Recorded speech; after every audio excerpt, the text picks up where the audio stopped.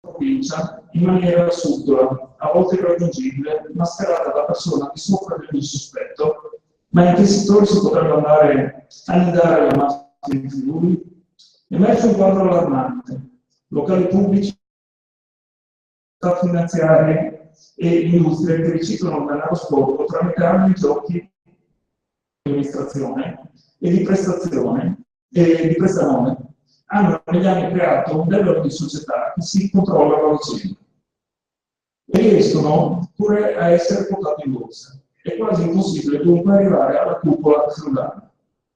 Sono delle considerazioni, delle conclusioni raccolte in un articolo del giornale Il Piccolo, di cui abbiamo qui una copia dell'epoca, del 25 gennaio 1989, che riprendevano un incontro, diciamo, simile magari a questo, che si teneva all'epoca all'Università di Udine, ed erano presenti il professore Enzo Guidotto, che è attualmente un membro dell'Osservatorio di Mafia in Veneto, e l'allora procuratore della Repubblica di Marsala, Paolo Borsellino. Queste cose che appunto vi ho letto prima erano già alcune che il giudice Paolo Borsellino aveva 28 anni fa già praticamente evidenziato e portato alla luce anche della nostra società e della nostra provincia. E fu proprio lo stesso Borsellino a sostenere che senza dubbio il fenomeno mafia è presente anche in questa provincia di Udine, anche se con dimensioni certamente diverse rispetto ad altre regioni.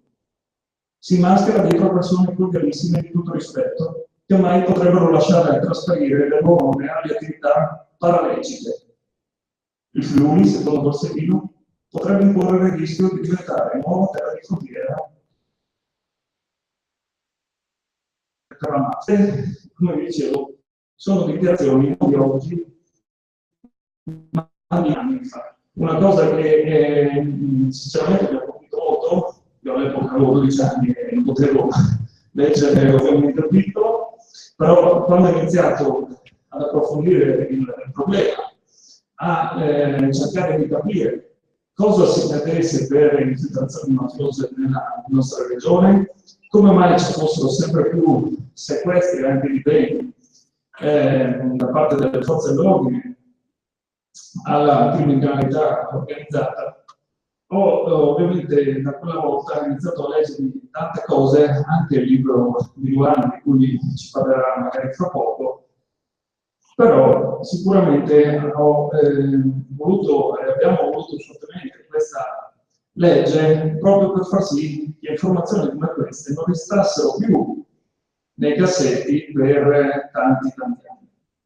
Io adesso vi lascio e lascerei la parola anche a chi ha fatto sul territorio e sta facendo da tanti anni opere di informazione, ma anche di sostegno a volte alle vittime della criminalità organizzata, e in questo chiaramente Francesco Cautolo di Libera Friuli Venezia Giulia ci potrà dire molte cose. Poi intanto vi ringrazio. Grazie Cristian. Diceva, infatti sono oltre 8 anni che Libera Venezia Giulia sta facendo dei percorsi che riguardano soprattutto gli studenti, perché abbiamo incontrato migliaia di studenti ormai, facendo dei percorsi con loro per la coscienza di quello che sono le mafie e quello che è il nostro essere cittadini responsabili, cittadini attivi, cittadini svegli e informati. È fondamentale sottolineare che è un passaggio questo di avere una legge regionale, perché ricordo che nel 2013 abbiamo fatto un convegno a Udine, proprio sollecitati da articoli, da informazioni simili a quelle che ci leggeva adesso Cristian Sermo, perché diverse erano le campanelle d'allarme dei giornalisti che evidenziavano come ci fossero sequestri o degli interventi delle forze dell'ordine o degli arresti latitanti. Oppure nel 2010 l'allora ministro degli interni Maroni disse che in Friuli c'erano 80 beni sequestrati alle mafie per un valore di 15 milioni di euro. E quindi noi ci siamo chiesti, attenzione, ma come mai le istituzioni non ne parlano? Abbiamo fatto questo convegno invitando i massimi rappresentanti della Direzione Nazionale Antimafia e per capire se il Friuli era quell'isola felice di cui ci parlavano e per capire invece se era ora di svegliarci e lasciare le proprie radar. Diciamo che la svolta è stata l'arrivo del procuratore generale Carlo Mastendoni, perché finalmente anche le istituzioni hanno preso la parola avvisando noi cittadini friulani che le mafie ci sono, riciclano, investono e quindi è importante tenere accompagnati. Ora, questo passaggio del 29, quindi della scorsa settimana, è un altro passo in avanti, fondamentale, questo, quindi è un plauso veramente là per l'approvazione di questa legge. Sicuramente, ora dallo scritto, dalla carta scritta, bisogna che ognuno di noi, quindi sia come cittadini, come istituzioni, come anche mezzi di informazione, continuiamo perché questo è solo un punto di questo percorso. Non dobbiamo pensare che fatta la legge ci siamo a posto, anzi.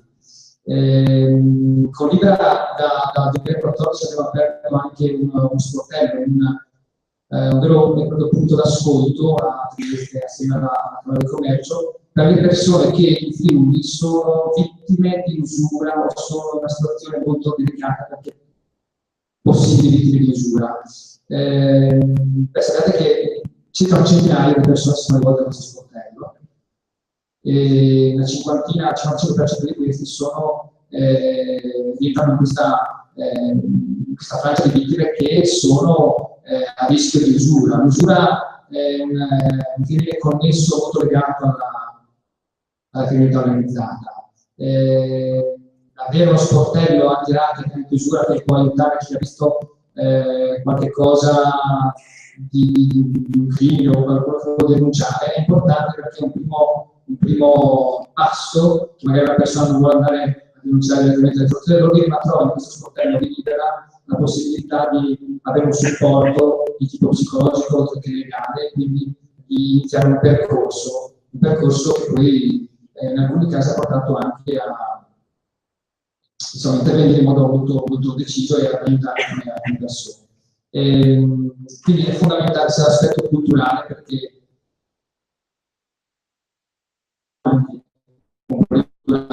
diceva non a credere chi dice siamo in Friuli, questo non succede, perché le stesse cose che dicevano altri in Romani, in Piemonte, in Liguria, dove sono state delle sciolti comuni per mafia. Nel vicino Veneto ci sono delle indagini, come si dice anche da Luana, che hanno visto centinaia di imprenditori anche interessati, picchiati da antagonistici. Quindi sì, attenzione friulani, bisogna continuare questo lavoro. Ora non voglio togliere l'integrato, magari l'intervento, va bene, quindi però direi grazie.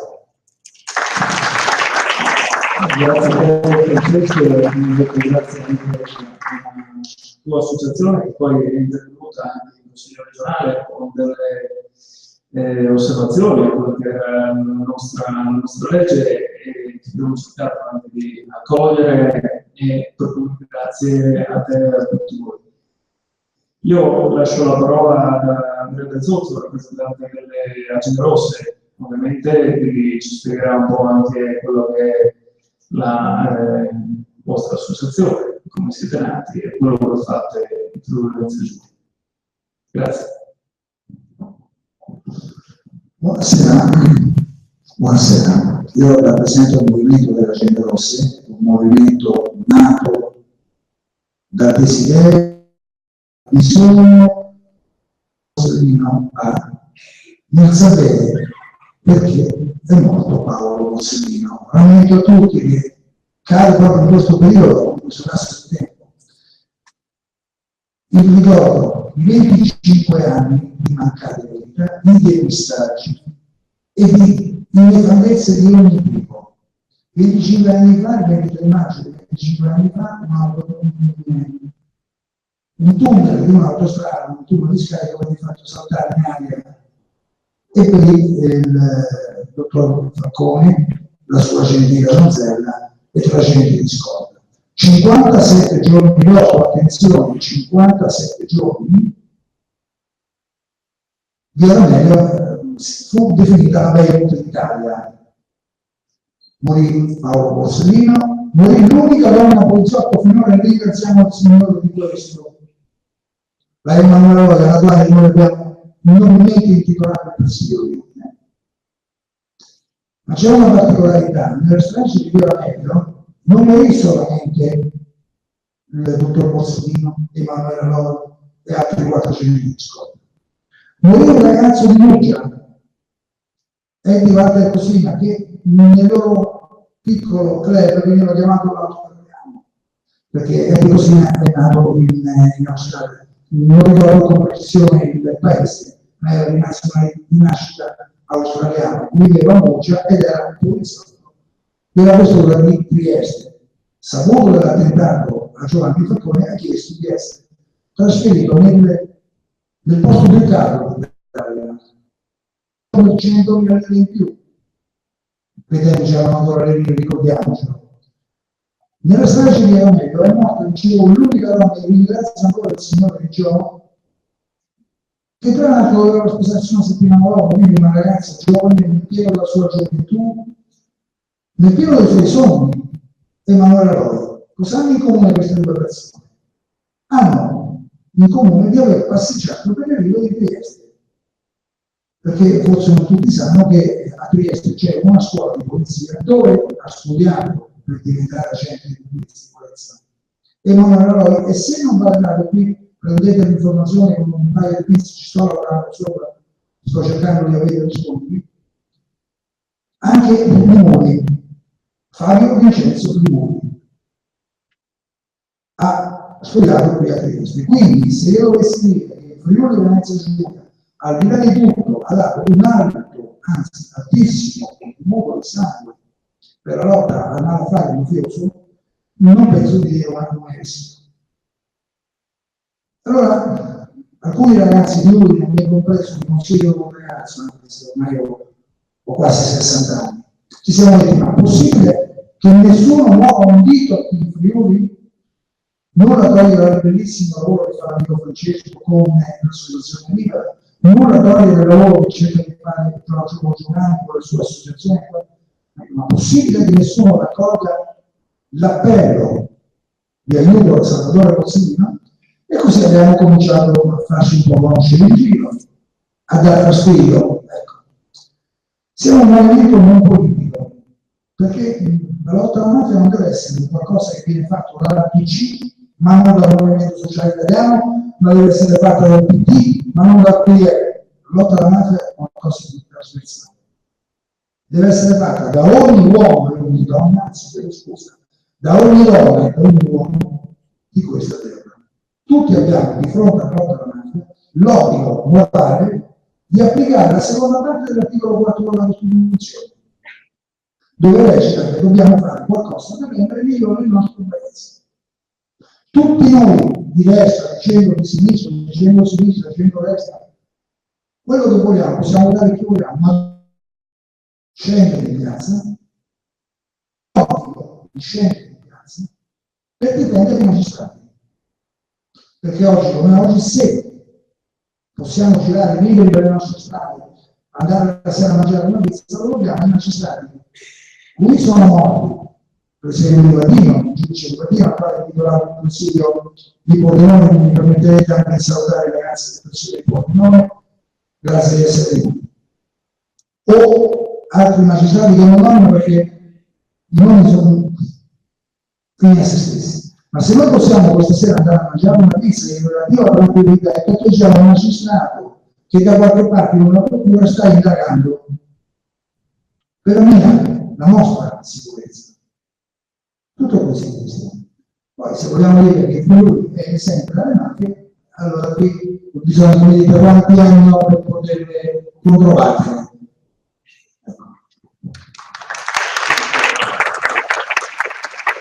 Grazie Andrea. Io prima di lasciare la parola a Luana volevo riportare un altro passaggio che prima non ho ricordato di quell'articolo dell'89. dove già allora il giudice Paolo Borsellino, come ha detto l'allora procuratore della Repubblica, si diceva molto preoccupato per quello che poteva diventare il Friuli Venezia Giulia dopo il 1992, non tanto per la stagione delle stragi che purtroppo c'è stata, quanto per l'apertura dei mercati in Europa.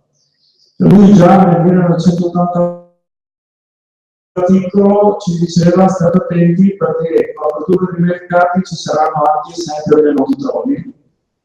Useranno il Friuli Venezia Giulia per estendere i propri tentacoli anche agli altri paesi d'Europa.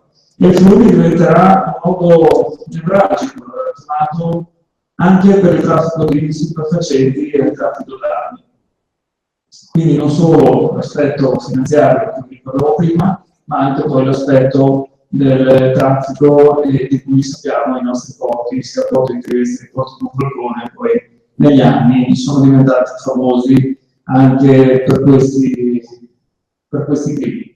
Io su questo ovviamente lascio la parola a Luana che nel suo libro ha cercato di ricordare un po' tutti gli eventi che hanno visto coinvolto il Friuli Venezia Giulia anche per questo tipo di indagini. Grazie.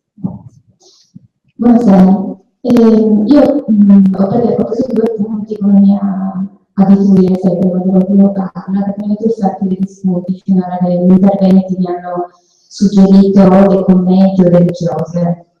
Quindi faccio un attimo da qua per fare un discorso, spero, abbastanza organico. Cristian proprio cominciato dicendo una volta si parlava poco, adesso si parla sempre troppo poco, ma un po' di più della notizia di mafia. Io devo dire che dal mio punto di vista, come giornalista, quello dell'informazione, ritengo che se ne stia parlando molto di più in termini locali, regionali, cioè territoriali. E questo rinforza sia dell'attività che fanno le associazioni sul territorio, ma soprattutto perché fare sempre anche delle sforze che alcune forze politiche stanno spendendo per arrivare poi a risultati come la legge del giorno, però soprattutto in forza dell'attività investigativa che si è compiuta negli ultimi anni, perché è quella che fa notizia, che ci dà i titoli sui giornali, perché un quotidiano che cerca il titolo, no? La notizia, le vendite, le notizie ogni giorno. E negli ultimi 2 o 3 anni effettivamente ne sono successe perché c'è qualcuno, è arrivato qualcuno, come diceva Francesco, che ha dato un colpo di venia, ha imposto un cambio di marcia all'attività investigativa. E che parte, cambio di marcia che parte soprattutto da un cambio di mentalità, cioè cerchiamo, ha chiamato il suo uomo, ha detto dobbiamo citare diversamente, no?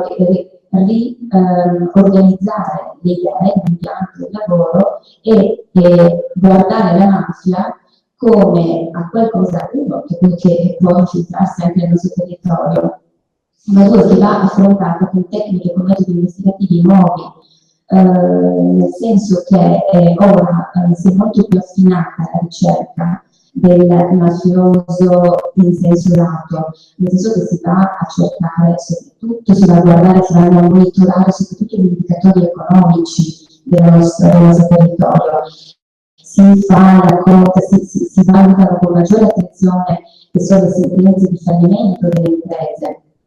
Si presta molta più attenzione, cioè c'è un vaglio molto più attento all'elemento dell'aggiudicazione degli appalti pubblici in particolare. Esistono le interdittive antimafia, esistono tutta una serie di meccanismi nuovi che naturalmente non riguardano, non sono stati introdotti soltanto in Venezia Giulia, ma in tutta Italia, ma che cercano adesso di andare a dire diversamente la mafia, che non è una mafia soltanto che uccide, ma è una mafia che si insinua nell'economia legale. E in un territorio come il nostro, che è un territorio che ha un'economia sana e una popolazione fondamentalmente onesta, come devo dire che non è una delle terre d'elezione della mafia, delle mafie, e lo strumento della scommessa per combattere, per riconoscere e combatterle, è proprio questo approccio più attento appunto agli aspetti economici, un approccio che va a cercare i collegamenti, il funzionamento interno, la maniera in cui riescono a infilarsi nel tessuto economico, riescono a aggredirlo, e come andare a caccia delle persone, di quelle che avete sentito spesso questo termine, le cosiddette figure cerniera, cioè di quei professionisti, funzionari, pubblica amministrazione, imprenditori, eccetera, che vanno a braccetto, che cercano una collaborazione con le mafie. Sembra di dire cose, di ripetere sempre le stesse cose, perché poi questo leitmotiv che si sta ripetendo in tutta Italia, ma ricordiamoci che la mafia, soprattutto al nord, non aggredisce, non ha un atteggiamento aggressivo, ma un atteggiamento collusivo. Cerca di andare a braccetto col politico, quindi si propone in maniera diversa. Quindi la scommessa in territori come il nostro è proprio questa. È difficilissimo, molto difficile, perché io non manifesto ovviamente, ma poi perché bisogna avere il coraggio, la forza, la determinazione, la voglia, sia da parte degli investigatori, sia anche della stampa libera, sia di investigatori di andare a disturbare centri di potere, la stampa di raccontare che quei centri sono attenzionati dalle forze dell'ordine. Quindi da questo punto di vista, secondo me, si è cominciato a parlare molto di più, cioè molto in proporzione di più. E poi non è abbastanza, certo. Io vi ricordo che, per esempio, a proposito di negazionismo, che è quello che invece ha prevalso per tanti anni anche da noi, anche un sindaco come Moratti, il sindaco di una città come Milano, Letizia Moratti, Giorgio, disse una volta, che parliamo non di tantissimi anni fa, disse non è che perché qua abitano alcune famiglie mafiose si può affermare che Milano sia infiltrata dalla mafia. I fatti hanno dimostrato che era un falso storico, non ci sia voluto qualcosa doloso di ignoranza, ma sicuramente voluto, insomma, perché chi ha le idee del potere, chi gestisce, chi governa, non può non sapere, non avere, insomma, ragioni particolarmente ampie. E parlavi di leggere l'articolo di 28 anni fa. Certo, poi mi sono passati di anni, no? È stato arrivato su 15 ponti, ma come non immaginarlo? È un effetto logico, un meccanismo logico pensare che anche qui, cioè è illogico pensare che una regione possa rimanere immune per passaggio, quantomeno, se non poi dell'insediamento, ma perché? Ma ci insegna la storia, il confino, partiamo proprio dalla PC, dal confino, 500, 250, 500 boss o loro affiliati spediti negli anni 60, negli anni 60 al nord, tra cui anche il Friuli Giulia. Non si può pretendere, immaginare, è una favola pensare che perché togli il pesce dall'acqua non lo seguirà. Cioè se uno ce l'ha nel DNA di delinquere, cercherà di riprodurre e di mantenere il cordone umbilicale con una certa persona. Io si la con la terra d'origine, con i suoi familiari, con i suoi sottoposti. Quindi è proprio è un equivoco, una distorsione quella di poter immaginare, però ha fatto sempre comodo, anche perché appunto da noi, il problema è che da noi c'è sempre stata una scarsissima percezione del problema, del fenomeno, perché non ha fatto che fa male, che non solo non uccide, non dà fastidio, non la senti. Anche chi ha scelto Umberto abita vicino a Graziano, abitato vicino a Graziano, perché bisogna anche dire che negli ultimi 5-6 anni di Graziano non è rimasto più quasi nessuno. Ce n'è uno, il marito, qualche cognato, che hanno delle attività sparse, per Graziano stiamo parlando di una famiglia di Palermo, Vincenzo Graziano e 400 41 bis, ma già stato condannato 2 volte in via definitiva per l'associazione di delinquenza mafioso e adesso è accusato di altre cose. Adesso troviamo le associazioni qua, ricordiamo che fate parte del comando che avrebbe dovuto far saltare in aria di Matteo, Di Matteo, su ordine della Cristina Denaro. E i Graziano hanno abitato a lungo dagli anni 80, che 90 a Udine, alle porte di Udine, ma il vicino di casa era un vicino di casa che non dava fastidio, faceva i suoi traffici, aveva le sue attività edili, di costruzione e di compravendita di case, magari faceva anche sconti, poi faceva anche prezzi buoni. Bene, io ho comprato, allora mi sono reso complice perché ho comprato una casa, un box, un terreno di un personaggio che intanto i soldi per mettere su e diventare la sua società, da dove li provenivano? Li provenivano dal pizzo, da tutte le attività malavitose che aveva compiuto in casa sua a Palermo.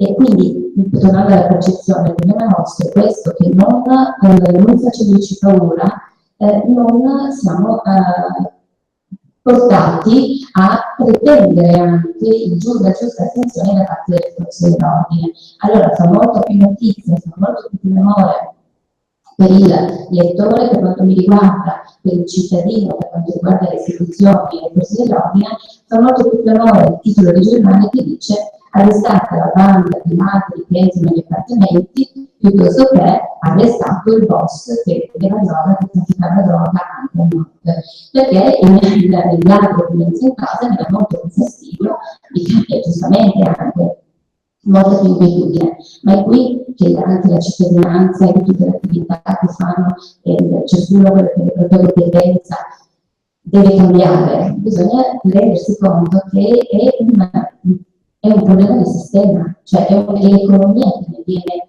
a rimettere nella sua criminalità. Se oggi ci lamentiamo, noi quanti cittadini siamo anche troppo pazienti perché bisognerebbe fare il tavolo rasa di tutto il sistema. Voglio dire, se oggi viviamo in un paese in cui ci sono tutti i mali, sappiamo dell'economia, il lavoro che non c'è, l'IVA che adesso ci consente dall'Europa a passare a aumentare addirittura l'IVA, eccetera, eccetera, e anche perché abbiamo una perdita, ci sono dispersioni enormi di denari nelle attività attraverso le attività malavitose. Ci mette il cittadino in prima e in ultima battuta. La concorrenza sleale non è una cosa da sottovalutare. Se ti vanno avanti, se una gara d'appalto vince la cordata che ha fatto una telefonata a quella cordata e gli ha detto guarda, o sei con noi o sei fuori. Cioè, ma questa non è sono cose che succedono anche nella nostra regione, queste sono intimidazioni di stampo mafioso. E quindi il onesto titolare di una società è costretto o a scegliere fatti o a tirarsi fuori e quindi a perdere una possibilità di guadagno, di occupazione per i suoi lavoratori, eccetera. Quindi purtroppo questo, ma per fortuna l'attività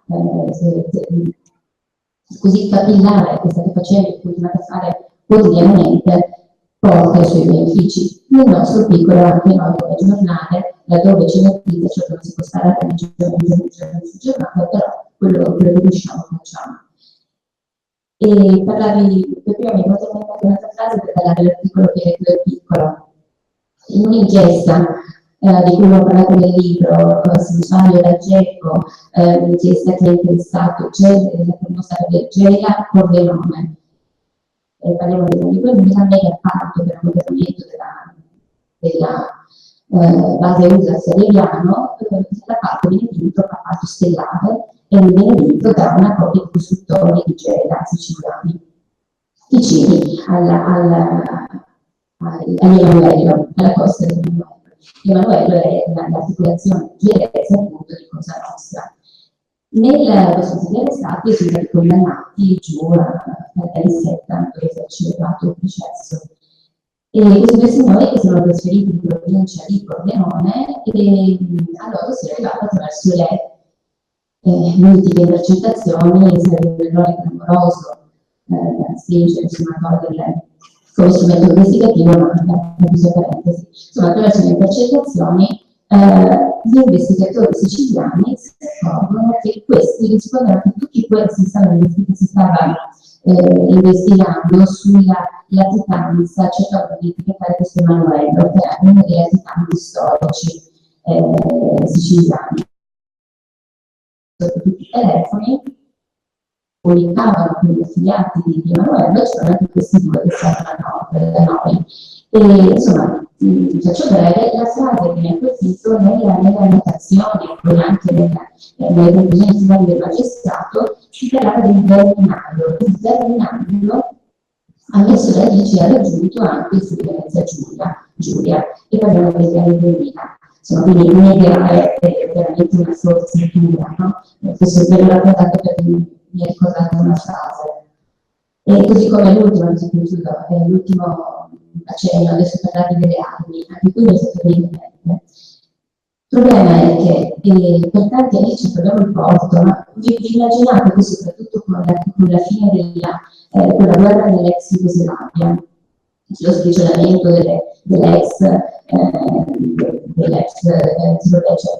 anzi la creazione insomma delle nuove repubbliche, Slovenia, Croazia, eccetera, immaginate che stava facendo una guerra, c'erano delle armi che dovevano arrivare, che dovevano partire, Trieste è terra di cerniera, no?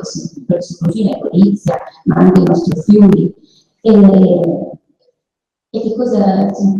No, non ci sono inchieste, non siamo arrivati ovunque, o meglio, inchieste anche importanti ci sono state che hanno effettivamente individuato gli scambi dei paesi dell'est e traffici anche gestiti da persone del sud, però senza mai individuare, senza fare sostanzialmente mai individuare soggetti presenti in loco, regione, e senza neanche mai fare grossissimi ingenti sequestri. Qualcuno dei miei interlocutori, fonti riservate, che sono le fonti attendibili, che hanno portato a scrivere anche il libro, e mi ha detto che effettivamente purtroppo per anni si è chiuso un occhio, si sono chiusi anche entrambi gli occhi su questa situazione. Perché chiederete? Ma perché se ne importa? No? Perché quando c'è un passaggio nel libro, nell'intervista del procuratore Castelloni, il procuratore capo della direzione di settore antimafia di Trieste, in cui dice: per troppo tempo i vari ufficiali, carabinieri, di polizia, di guardia di finanza, che sono stati mandati al nord a dirigere questa o quella compagnia, non hanno fatto altro che chiudere gli occhi appunto su cose macroscopiche per andarsene via senza fastidi dopo 2 o 3 anni di assegnazione in questa regione con una stelletta o 2 stellette in più sulla spalla, sulla giacca. Questo significa che, perché lo constatiamo tante volte nella nostra quotidianità, che tante volte meglio fare, più tieni sotto la polvere sotto meno fastidi vai, e meglio è per i tuoi interessi, per il tuo tornaconto personale. Quindi navi cariche di armi di contrabbando sono passate sfilate senza che nessuno dicesse niente.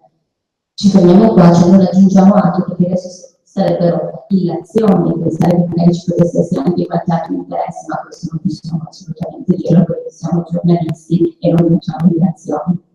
Per il momento mi fermo. Grazie Giovanni. Io prima ricordavo come il 28 febbraio ci fosse stato questo incontro proprio a Paolo, con Sofia Mezzanti, 3 mesi dopo tu stessa avevi scritto anche di uno dei sequestri, un bene della mafia sequestrato proprio qui a Paolo. Questo, come detto, è che, come si diceva prima, il problema c'è anche il problema del vicinato, come dicevi tu prima. Oggi credo che chi ha avuto modo di leggere qualche TG o qualche giornale online sappia anche quello che è successo con l'arresto di un boss della 'ndrangheta trovato dopo 25 anni di latitanza a casa sua. E arrestato dai carabinieri, è stato praticamente accolto come fosse un vivo proprio dai suoi vicini. Credo che ovviamente queste cose ci facciano capire molto, sia per gli aspetti culturali che sottolineavi tu, ovvero il rapporto che c'è anche con i mafiosi, che tante volte anche in certe zone d'Italia vengono visti come i salvatori o come lo Stato, laddove lo Stato per molto tempo non è stato capace di fare il proprio dovere. Ma ovviamente su questo credo che su questo è stato altro il direttore Giorgio Bosolani ci potrà dire molte cose. Grazie, buonasera a tutti e grazie a tutti, così con la parola a tutti risparmia tempo un momento a te che sei il nostro anfitrione, al Movimento 5 Stelle e a tutte le associazioni di volontariato che si sono impegnate in questa manifestazione. Tra poco noi ascolteremo i ragazzi che tra poco lasceranno la parola, ci presenteranno uno spettacolo, l'arte uccide la mafia, perché ognuno di noi, soprattutto i giovani, deve dare il proprio contributo a che cosa? Al problema più grande che abbiamo nel nostro paese. Il problema del nostro paese non è la crisi economica, nemmeno la disoccupazione e nemmeno la crisi politica tra le più gravi nella nostra storia. Il problema più grave del nostro paese è la mafia, che non è più mafia nel senso tradizionale, ma sono le organizzazioni criminali, cioè un sistema criminale integrato che agisce per governare, tra virgolette, occupare, schiacciare, sottomettere i cittadini del nostro paese e condannarli a una crisi permanente. Quindi il problema non è solo locale, ce l'ha illustrato bene prima il collega, il problema è nazionale, anzi internazionale. Paolo Borsellino nell'89 con Falcone aveva già capito tutto loro due, per questo furono uccisi, perché diciamo avevano una visione profetica del problema, profetica nel senso laico, cioè avevano capito che questa organizzazione criminale era ed è ancora oggi purtroppo l'organizzazione più potente, non solo la più famosa, la più potente del mondo. Quindi stiamo parlando dell'associazione Cosa Nostra, dell'Andrangheta, della Camorra e della Sacra Economia. L'Andrangheta in questo momento è la leader dell'organizzazione criminale come ricchezza. Cosa Nostra è la più famosa, purtroppo, non lo dico da orgoglio siciliano, lo dico con vergogna. Ora, il problema è questo, perché ci dobbiamo porre delle domande. Io ve ne farò diverse domande. A qualcuna la rispondo, altre non le risponderò, le lascio a voi, pubblico, cittadini, le persone che sono qui presenti, alla mia stessa figlia che sta alla mia estrema destra. Perché ancora oggi ci sono organizzazioni criminali che minacciano e condannano a morte i magistrati quando la mafia non è più, o è stata sconfitta, o addirittura, come ci dice la politica, è ridotta a un'associazione criminale sempre mafiosa, ma ormai fatta a pezzi. Come mai queste associazioni criminali minacciano di morte il magistrato Romino Di Matteo, che è titolare insieme ad altri colleghi, Tartaglia, Teresi del Bene e lui stesso? Perché hanno bisogno di dire uccidiamo Di Matteo? Perché questi magistrati a Palermo conducono un processo dove alla sbarra ci sono mafiosi e parte dello Stato italiano, il quale ha condusse una famigerata trattativa nel 91-93 che portò a morte sicuramente Paolo Borsellino e i poveri disgraziati, i nostri cittadini, compresa una bambina innocente con le bombe cosiddette del 93. Perché di morte un magistrato insieme ad altri, ma quello del quale stiamo parlando molto è il magistrato Giuseppe Lombardo, il quale conduce delle indagini e dei processi alla cosiddetta mafia invisibile, cioè personaggi dello Stato, politici, senatori, uomini potenti, non mafiosi, che vengono messi alla sbarra e si cerca di dimostrare che alcuni hanno stato degli arresti di detenuto, arresti domiciliari, quindi il giudice delle indagini preliminari ha delle prove tanto per tenerlo fermo. Stiamo parlando di senatori della Repubblica, politici, i quali sono, secondo il PM, personaggi integrati all'interno dell'andrangheta, cioè fanno parte e sono invisibili. Tra questi ci sono molti anche massoni. perché ancora oggi noi assistiamo a una passerella ipocrita dello Stato italiano al Presidente della Repubblica fino all'ultimo politico a Palermo durante il 25° anno della strage di Capaci, e nessuno di loro, tranne le vittime, i parenti delle vittime, quindi la signora Falcone, nel caso quando ha fuso il CSM che ha abbandonato suo fratello, la signora la quale lamenta in diretta e dice ma dove la gente rossa di mio fratello, perché lo Stato ancora ci lascia nel mistero, noi non abbiamo la verità sui nostri comuni successi. Come mai? Perché ancora oggi, e quindi mi allaccio a un mio collega qua, oggi nessun partito politico, tranne, io ovviamente parlo a titolo personale, non rappresento nessuno, tranne il mio giornale, in questo momento rappresento me stesso. Nessun partito politico oggi ha diritto di parlare della lotta alla mafia, tranne il Movimento 5 Stelle e qualche personaggio politico che fa parte di qualsiasi schieramento, meno che del centro-destra. Poi nominato il PDL, ma il PDL è un partito mafioso perché il fondatore del PDL è in carcere per mafia. Quindi Renzi va a parlare con il partito di Berlusconi mafioso e è stato di fatto. Non ci deve parlare, non votate di questa gente, io non mi dico che deve fare, però il PDL è un partito della mafia, perché il senatore Dell'Utri, fondatore, ma vi immaginate, De Gasperi, in carcere per mafia. Oggi ci sarebbe la PC. Dovete rispondere a queste domande. E che chiedete al Movimento 5 Stelle, dateci nel primo, secondo punto la lotta alla mafia, lo voteremo tutti. Deve avere, se il Movimento 5 Stelle, come credo che farà, metterà al terzo, al quarto punto, deve avere il 55% e governare da solo, perché noi vogliamo la verità. E non si deve alleare con nessuno di quei ipocriti, sporchi politici che ancora sono lì.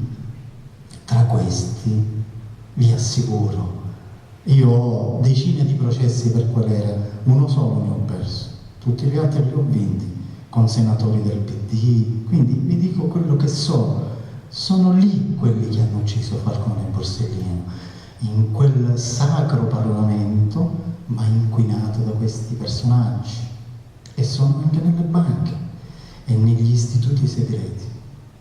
Luana, la mafia fattura, tra virgolette, ogni anno. Dato di fatto, l'ultimo convegno l'abbiamo fatto a Palermo con il procuratore Scarpinato, dati ufficiali.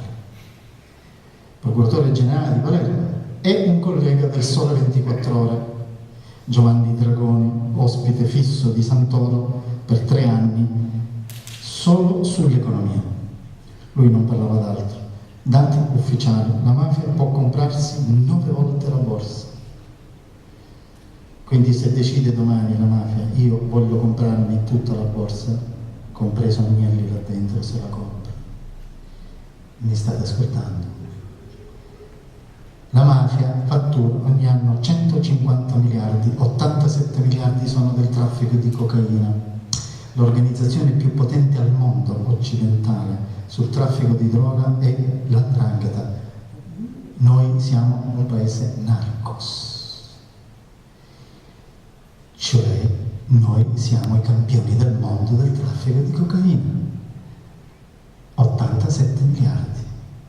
Noi abbiamo un accordo, noi, cioè i nostri concittadini mafiosi delle organizzazioni criminali, hanno fatto, secondo la procura di tribunale, non è certo, ma ci sono indizi probatori, accordi con l'ISIS.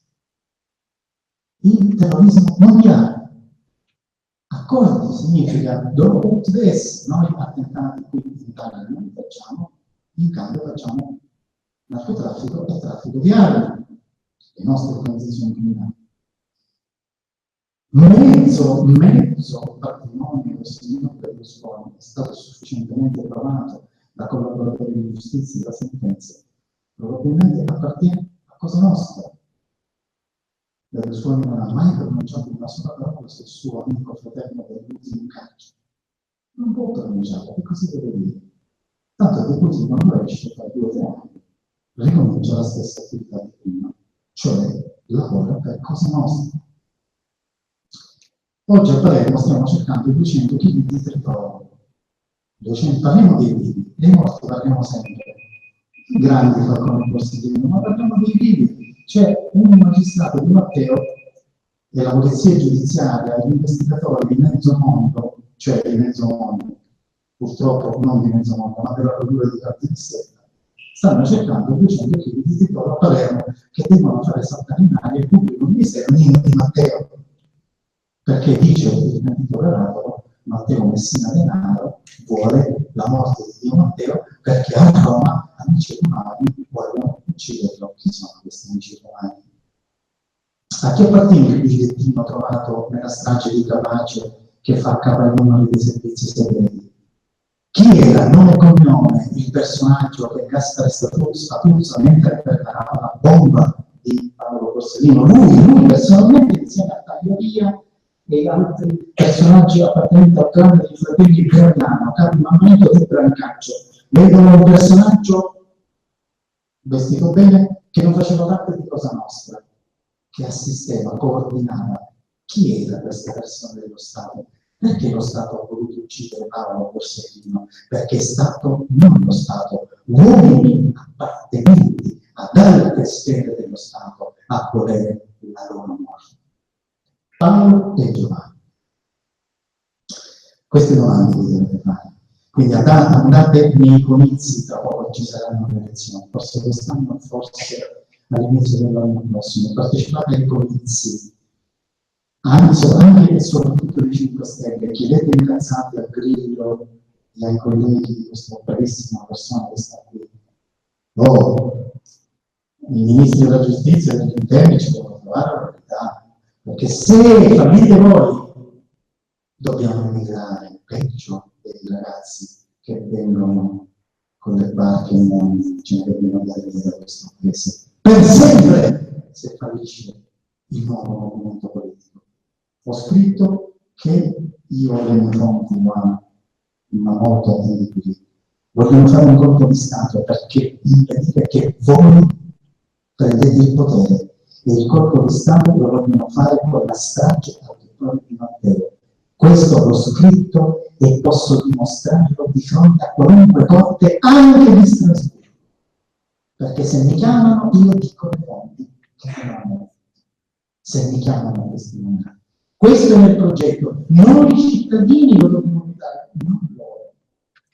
Noi ci dobbiamo fare da scudo, quindi quando ci saranno i comizi di questi ragazzi, 1 milione, 2 milioni dobbiamo essere presenti, perché nelle intenzioni del potere del sistema criminale è questo. Non possiamo dare spazio di nuovo e facciamo un colpo di Stato, perché poi dopo i signori che comandano fanno restare la colpa della strage della mafia e la gente rimanda all'opposizione. Questo è quello che accadrà. Io mi sono promesso di dirlo in qualunque posto vengo invitato. Ovviamente, quando mi invitano alla RAI o mi invitano al canale 5, sanno che dirò questo, declino subito l'invito. Adesso passo. Adesso passo la parola. Ho visto proprio che ho scritto. Sono tutte pubblicate. Iniziamo. Devo appoggiare la mia collega. Nel nord Italia gli investimenti che riguardano i mattoni e le finanziarie e le assicurazioni, cioè che sono che facciamo le assicurazioni, sono tutte guidate e i mezzi di comunicazione dalle associazioni criminali. Un procuratore della Calabria, adesso comanda a Catanzaro, e disse, la Calabria sta comprando adesso tutti i mezzi di comunicazione che può comprare al nord. Perché vale cash. Nemmeno lui crede a cash. Se ci va lo zio Curillo, apparentemente scemo, perché non sa spiccicare una parola, va all'Unicredit, è capace di dire: ti servono soldi? Sì, ma io ti posso dare 100 miliardi. Perché così lo credo. L'Unicredit o la San Paolo o la Monte dei Paschi che stanno facendo, la Monte dei Paschi è fallita grazie all'intervento dello Stato, ma è stato lo Stato. Ho qualche zio Turillo che ha detto: io ti posso dare 100 miliardi. Racconto un episodio, faccio vedere. Il fumo di figli di Barilla, tanti anni fa, è accettato dalla sentenza. Quindi non può parlare la Barilla. Ma i figli di Barilla andò da un personaggio della presa. Disse: ho bisogno, c'è una crisi, che ci puoi fare? Ma io, non ci sono problemi, che ti serve? Un aiutino, ti do 50 miliardi in contanti. Sono andati da lui, a Bologna, penso che c'era la fabbrica, non mi ricordo dove ce l'ha, e mi hanno portato con una Mercedes carica in colonna di soldi a 100 miliardi, 50 miliardi. Per tanti anni avete mangiato la pasta per la mano. E sono un piccolo stato.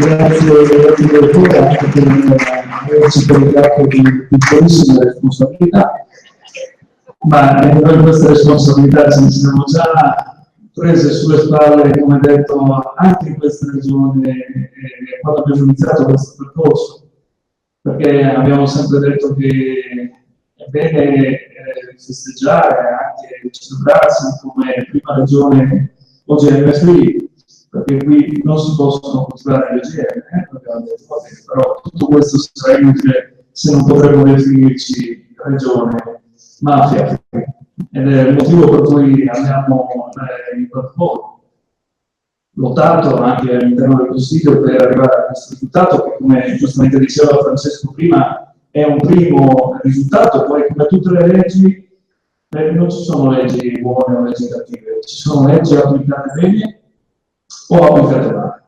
Infatti noi abbiamo ottenuto che sia prevista l'istituzione del primo osservatorio antimafia in questa regione, quello che comunque già Libera per conto suo ha portato avanti, però poi questo osservatorio ovviamente dovrà essere convocato, ci dovranno essere le elezioni anche dei suoi membri, per cui noi continueremo ovviamente i nostri pressi. Io adesso lascio la parola a Mattias Lucas Buffanti, che ci spiegherà un po' come è nato, immagino, la Borboz, cosa fate anche in giro per il mondo, e ci introdurrà quello che è lo spettacolo che fra poco andremo a vedere. Grazie.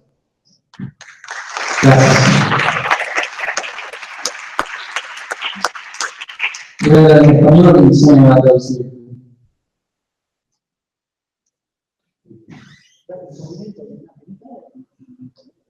Exactamente.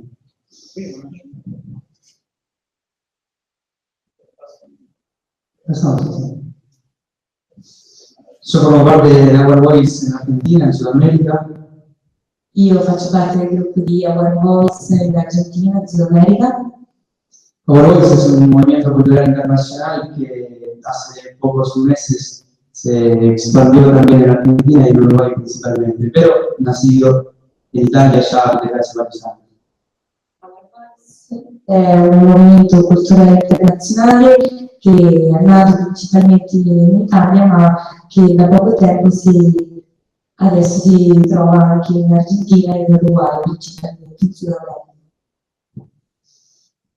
Muchas veces cuando hablamos de la mafia o mostramos las actividades que Our Voice hace también en Sudamérica, Molte volte quando parliamo delle attività che Our Voice svolge anche in Sud America, la gente nos pregunta por qué nosotros nos enfrentamos a un problema que tiene que ver principalmente con Italia.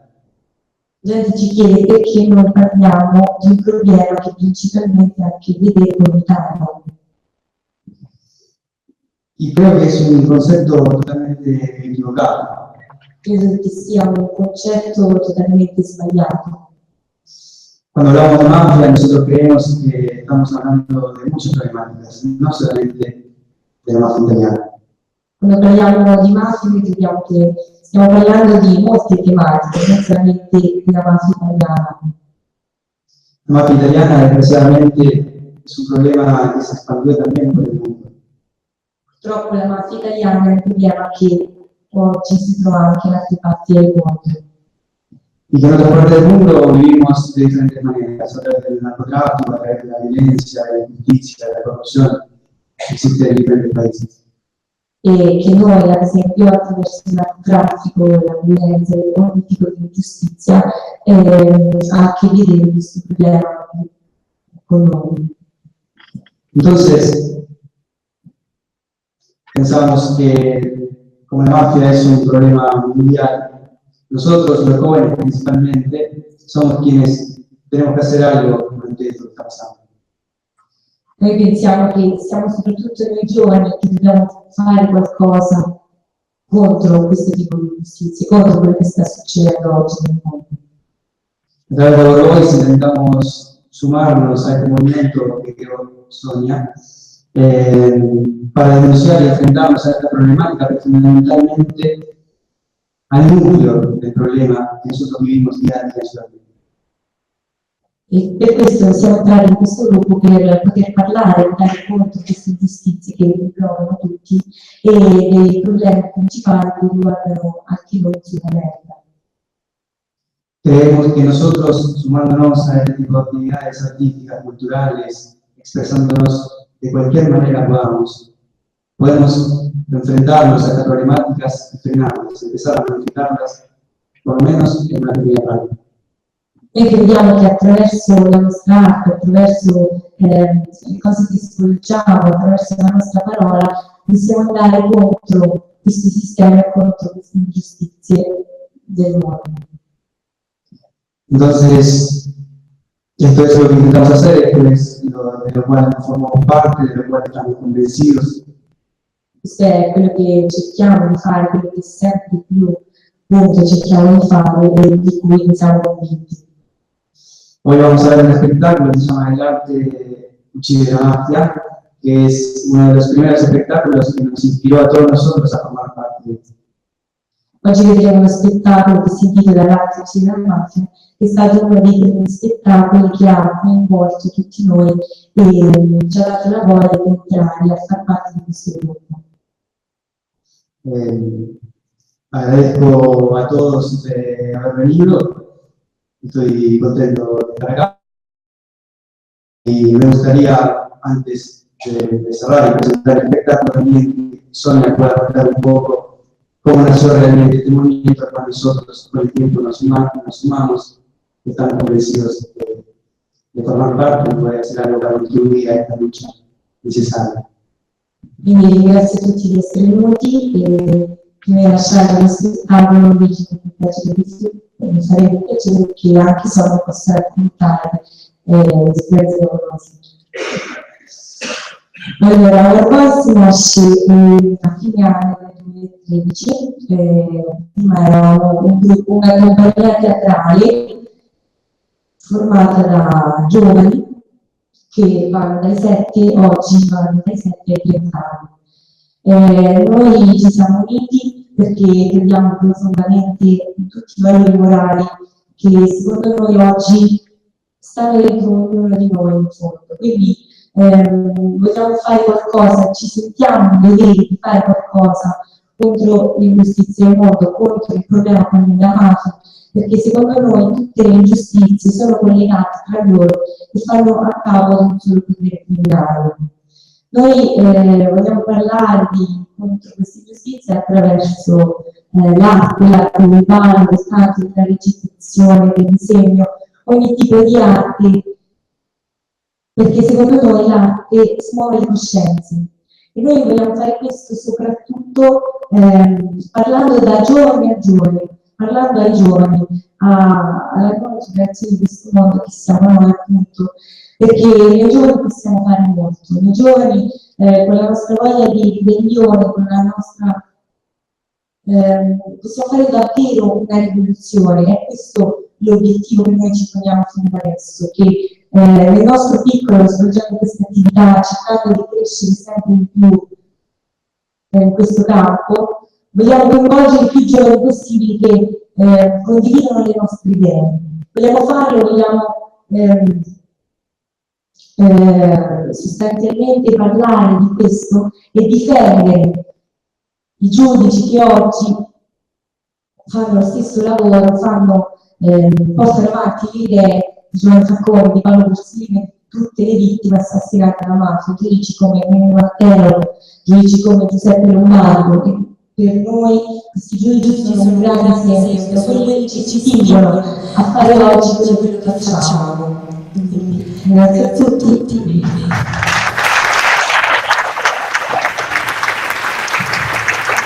Siamo io voglio ringraziare a questi ragazzi, grazie a tutti i televisivi,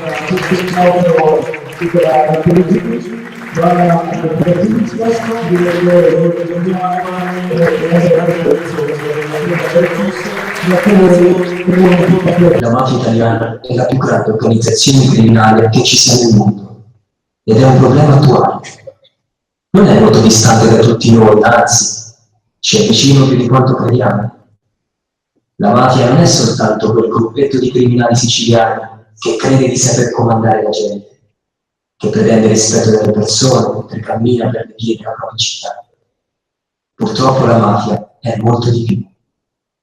I mafiosi non solo sono i boss o i componenti delle varie cosche, delle organizzazioni criminali, come Cosa Nostra in Sicilia, la 'Ndrangheta in Calabria, la Camorra in Campania, o come la Sacra Corona Unita della Puglia.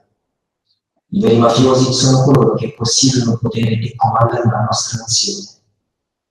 Sono molti funzionari dello Stato, vari presidenti, sono quelli che hanno collaborato alla trattativa Stato-mafia, coloro che, direttamente o indirettamente, hanno ucciso i nostri veri martiri della giustizia.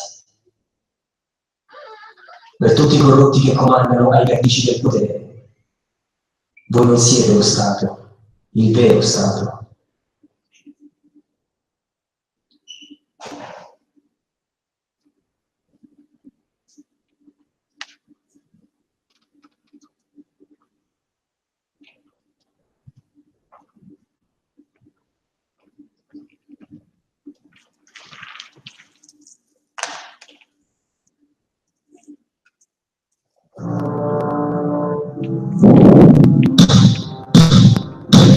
Non siete stato voi, parlate di libertà, come si parla di una notte brava dentro i lupanari. Non siete stato voi che trascinate la nazione dentro il buio, antiverti da fare illuminari. Non siete stato voi che siete fuochi che ci portate da una parte di odio. Non siete stato voi che spengolate il tricolore come un cuore cercando basta, perché vi rivate no.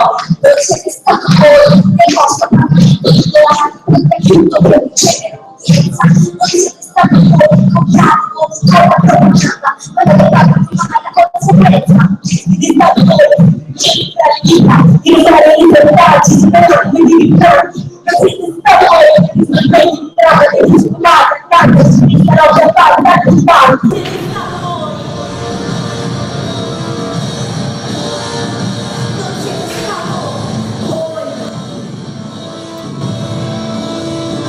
Non siete stato voi. Non siete stato voi. Non siete stato voi. Non siete stato voi. Uomini buoni con la difesa che ammazzate di percosse e detenuti.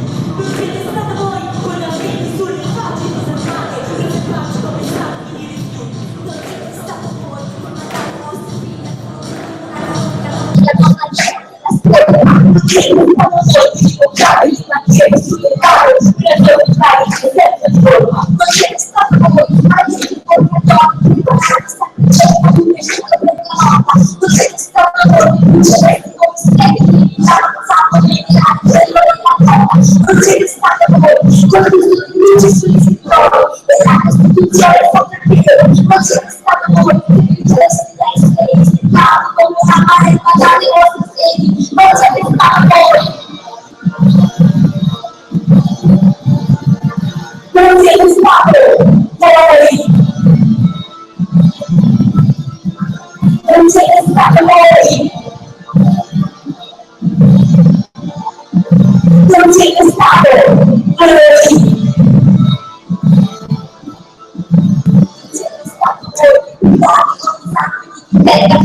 sulle nostre scure, siete stato voi che non è una riconoscere più gli anni di cattivo, non siete stato voi che non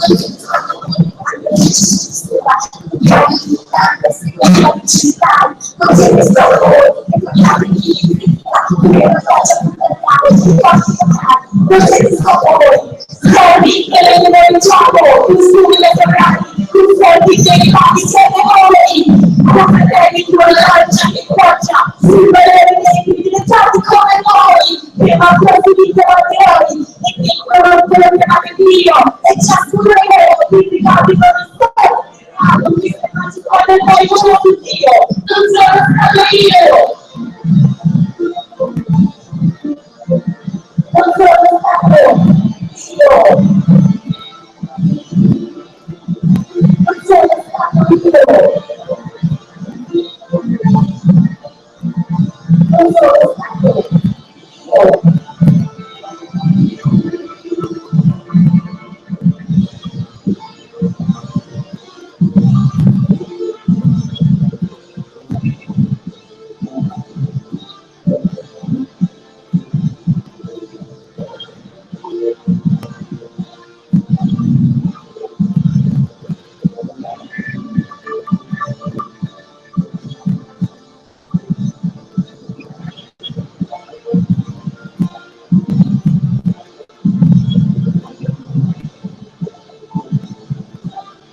È qualcosa per cui bisogna trattare la vita in questo modo.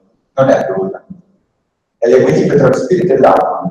Perché se ci dovessimo da fare su quello che ci vogliono far credere, che sia giusto o sbagliato, non saremo mai liberi. La libertà è un qualcosa che vale oltre a quello che ci offre. La libertà fa male. Perché la libertà è verità. E farebbe crollare questa società corrotta e materialista.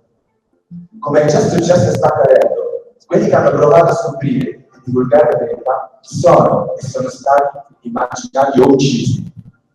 Come i ragazzi di oggi, che sono annebbiati e colmati dalle apparenze e piaceri serviti sul piatto d'argento, come la cannabis, i cui consumatori, con età che pare dai 15 ai 34 anni, ammontano a 16,6 milioni. Per questo dobbiamo guardarci nel profondo, utilizzare questa consapevolezza e il nostro coraggio per denunciare, per far sì che non ci imprigionino più in queste gabbie, perché tutto questo, se non ci attiveremo, ci porterà a morire, prima dalle azioni e poi anche dello spirito, e a quello che vogliono e noi questo non possiamo permetterlo. Se questo significa esporti prima di metterci la faccia, noi lo faremo! Io per primo lo sto facendo! Sulla mia pelle ho trovato quello che significa immergersi nel peso di questi giorni. Non possiamo fare tutto il tempo. Non vedere i mercati delle sostanze illecite come sistemi di produzione di istituzioni complessi che generano ingenti introiti a varie livelli per finanziare le masse, come l'eroina, che fattura intorno ai 6,8 miliardi. Non possiamo adagiarci in questa metodologia psicodromittoria. Dobbiamo lottare. Non tanto per cambiare il presente, ma per rendere il nostro, quello dei vostri figli, un futuro migliore, partendo da qui e ora, pensando a quello che ognuno può fare, a quello che io posso fare. Soltanto stando uniti possiamo trovare questa sede di giustizia che abbiamo. Se oggi siamo qui, è per darvi la certezza che non siete soli. Certo, non sarà facile, dovremo fare un sacco di sacrifici, combattere a terra stretti, ma sono convinto che questa sarà la strada che ci porterà alla verità, alla libertà, ad essere degli esempi. Perché solo così ci sentiremo coerenti. Dobbiamo riuscire a trasformare quella apatia, la rabbia, in energia creativa. Dobbiamo continuare a sognare. Questo deve essere il nostro obiettivo. Io sarò di tutto per far sì che questa terra, che la libertà e la verità trovino la loro massima espressione dentro e fuori di me. Carlo Alberto della Chiesa, padre della nostra patria. Nacque a Saluzzo, città del Piemonte. Dopo aver lottato contro le brigate rosse, venne nominato prefetto di Palermo con l'ordine di combattere Cosa Nostra. In realtà, fin dall'inizio fu lasciato solo dallo Stato. Egli disse che con l'obiettivo di combattere la mafia non avrebbe guardato in faccia nessuno. La sera del 3 settembre 1982 dalla chiesa si trovava in auto con sua moglie, quando in via Isidoro Carini partirono alcune raffiche di fucile d'assalto che uccisero entrambi. Oggi sappiamo che a volere l'omicidio del generale fu, oltre Cosa Nostra, la corrente dei Pelottiani in Sicilia, sotto il comando del Presidente del Consiglio Giulio Andreotti, insieme ad altri potenti a lui collegati. Assassinarono la speranza dei palermitani onesti, degli italiani onesti. Quante volte lei si è sentito sconfitto? Quando avevo ragione e ho dovuto sacrificare. Senta, generale della Chiesa, come mai la mafia si rinnova? Ma io so che si parla una della mafia dal 1861. Vuol dire che più che trovarsi di mafia è un rinnovarsi gli esami di analisi da parte di commissioni parlamentari e non, mentre invece questo rinnovo avrebbe dovuto confortare volta a volta strumenti idonei a garantire a chi operava di poter contenere e reprimere la mafia. E si è fatto sì che nel tempo, dall'area economica, la mafia si sia potuta trasferire anche nelle vie delle istituzioni dello Stato.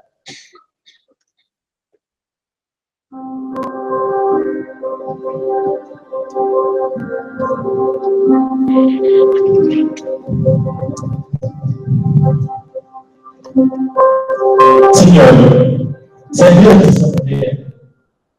Questo potere è solo quello dello Stato, delle sue istituzioni e delle sue leggi. Non possiamo delegare questo potere né ai prevaricatori, né ai prepotenti, né tantomeno agli disonesti. Potere e vocabolario è anche un bello. E benvenuto a cuore, e lo voglio sottolineare nelle sue espressioni. Poter convivere, poter essere sereni, poter guardare in faccia l'interlocutore senza dover abbassare il volto, poter ridere, poter parlare, poter sentire, poter guardare in viso dei nostri figli e i figli dei nostri figli, senza avere quella sensazione di doverci ricordare qualche cosa, poter guardare i giovani per trasmettere loro la vita con dei sacrifici, di rinunci, ma di pensiero. Poterci sentire tutti uniti in una convivenza. Signori, se davvero vogliamo sconfiggere la mafia, dobbiamo essere uniti, dobbiamo stare fianco a fianco, aiutandoci a vicenda. Finora abbiamo sempre sbagliato, perché non abbiamo fatto questo. Il nostro nemico è consapevole e conosce tutti i nostri punti deboli, anche chi è animato dall'entusiasmo, anche chi crede. Come vedete voi in questo momento vi sta parlando. Ha bisogno di essere sostenuto, ha bisogno di essere aiutato, ha bisogno di sentire di vivere mezzo di fede. E tutti, credete, possiamo raggiungere la nostra meta.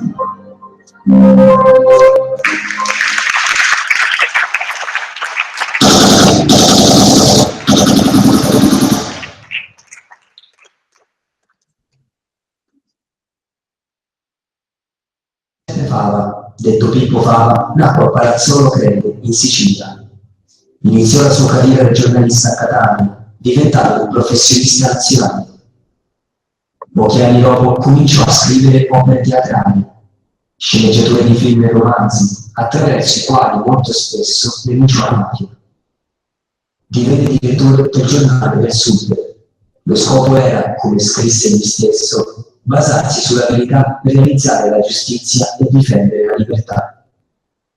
Pippo fondò la rivista I Siciliani e attraverso una continua denuncia riguardo i traffici di droga e i vari accordi tra Stato e criminalità diventò un'esperienza decisiva per il movimento antimafia. In gennaio 1984, mentre si stava recando dalla nipote che recitava a teatro, Fava venne colpito da 5 proiettili alla nuca. Assassinarono un altro, dei tanti uomini onesti. I mafiosi sono imbenati luoghi, imbenate assemblee, i mafiosi stanno nel Parlamento, i mafiosi a volte sono ministri, i mafiosi sono banchieri, i mafiosi sono quelli che in questo momento sono i vertici della nazione. Se non si chiarisce questo equivoco di fondo, cioè non si può definire mafioso il piccolo delinquente che arriva in pittore la taglia sulla tua piccola attività commerciale, questa è roba della piccola criminalità che credo che faccia parte ormai abiti in tutte le città italiane, tutte le città europee. Il problema da parte è molto più tragico e più importante. Il problema di vertice della gestione della nazione è un problema che rischia di portare alla rovina dell'elemento culturale definitivo d'Italia.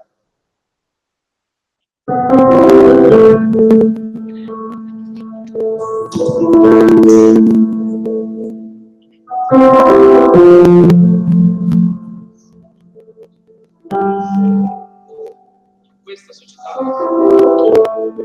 comando soprattutto chi ha la possibilità di convincere per esempio comprare un cibo, un vestito, un profumo, oppure fumare o non fumare, o votare per un partito piuttosto che un altro. Comanda soprattutto chi ha la capacità di convincere le persone ad avere qualità di pensieri sul mondo e qualità di idee sulla vita. In questa società, ragazzi, purtroppo il padrone per il quale fanno i mass media, che possiede utilizzare insomma i strumenti di informazione come radio, televisione, giornale, poiché tu racconti una e 50.000, 500.000, o meglio 5 milioni di persone da ascoltare. Tu avrai cominciato a modificare i pensieri di questo mondo e così modificando i pensieri della gente, giorno dopo giorno, mese dopo mese.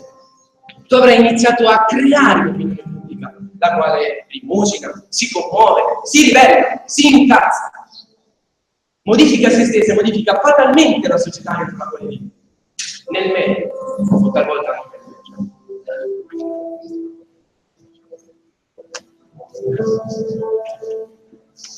non per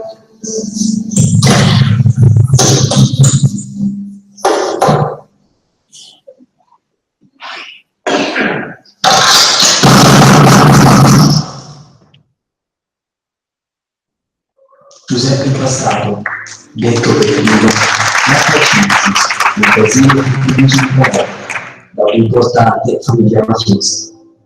Dopo continui litigi, chiuse rapporto con suo padre, che lo cacciò in casa. All'età di 17 anni fondò il giornalino L'Idea Socialista, nel quale scrisse un famoso articolo intitolato Mafia, una montagna di merda. Peppino avviò il gruppo Musica e Cultura e insieme ai suoi amici e colleghi, tra cui Salvo Vitale, fondò Radio Out, con cui denuncia i crimini mafiosi attraverso l'arte, l'ironia, e prendendo in giro i capomafia come Gaetano Badalamenti, che chiamava Tano Sento. La notte del 9 maggio 1978, Peppino viene aggredito e massacrato, poi fatto esplodere da una carica di titolo sui binari della stazione di Cinzia. Un suicidio. Lo fecero passare come un terrorista. Dopo pochi anni viene scoperta la verità. Peppino ci ha insegnato che se crediamo davvero in qualcosa, non importa quale origine abbiamo. La nostra strada non dipende da quella degli altri, ma dai passi che noi scegliamo di fare.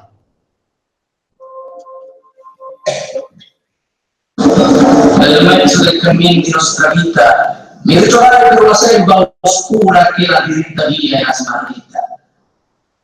Qual era e cosa dura quella minchia selvaggia, aspra e forte che troneggiava in mezzo alla natura. E c'è dici quell'uomo disgraziato, perché ogni poveretto che ci vive è rotto, brutto e col culo sfondato. Perché dissi io questo uomo è inumano? Perché da 30 anni quasi tutti non avrebbero partito democristiano. E poi arrivavo al centro di mafiosi, la colina della dove erano colotte nella bocca puzza la primordia americana. E il resto, oggi, e pari, vedi che si sindaco del resto la cintura in su tutto il vedrai. O tu che sei campione fuori Selvice, dissi, che ci fai in questo luogo? Lasciami stare, triste infelice, qui sono andato sul treno di Vivo, e dai, scusate, un lampo sportivo, e tutti lo dicono che è schifo, e c'era un perfino mercianino, artista di cronasse e montagne, di Santo Sano, un po' di coperino, sì, di coperino al naso, come si dice a schifo, non so pisciava, non so se pisciava, non so se continua se fa, no, sono sempre un galantuomo, amico dei amici di Fantomo, presiedere con direi elezione, adesso del mio cuore tengo un cazzo, un viaggiatore in culo, mi spera il pancino, ecco che tutti pregano, e prega lontano, se so che è un uomo di grande fede, lontano, e chi lo sa? Dai, entra dentro. Papà? No, com'è papà? È un po' antico, ma non è cattivo. È un po' antico, ma papà non è cattivo. Sei andato a scuola a contare? Come contare? 1, 2, 3, 4, sai contare? Sì, so contare. Sai camminare? Sto camminando. Puoi andare insieme a fare? E allora forza, conti in cammino. Dai. 1, 2, 3, 4, 5, 6, 7, 8, forza, conti in cammino. 89, 90, 91, 92, 93, 4, 5, 6, 7, 8, 9, 100. Non sei sabile qua? Non sono neanche sabile qua. 100 passi, ci sono una casa bassa, 100 passi. Vieni nella stessa strada, prendi il caffè nello stesso bar. Alla fine ti sembrano come te. Salutiamo il Sudano! Il mio segui il Peppino, il mio segui il Giovanni. E invece sono loro i padroni cinesi. Il passato ti mette il culo come tutti gli altri. Non è antico, è solo un mafioso, uno dei tanti. Ma nostro padre! Mio padre! La mia famiglia! Il mio paese! Io voglio fondermene! Io voglio scrivere che la mafia è una montagna di merda! Io voglio urlare! Noi ci dobbiamo ribellare. Prima che sia troppo tardi. Prima di abituarci alle loro facce. Prima di non accorgerci più di niente.